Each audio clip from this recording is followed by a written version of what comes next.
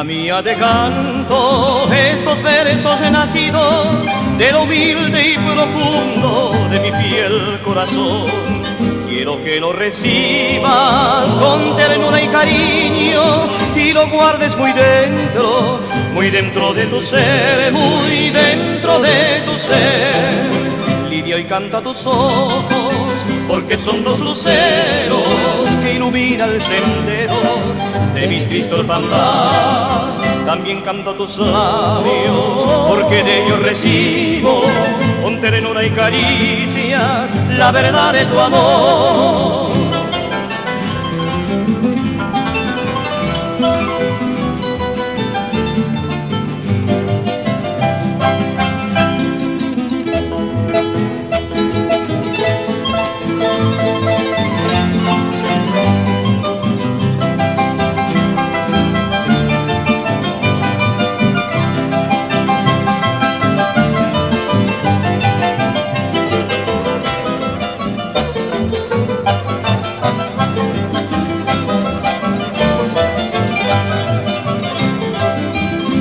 Canta tus ojos porque son dos luceros que iluminan el sendero de mi triste orfandad.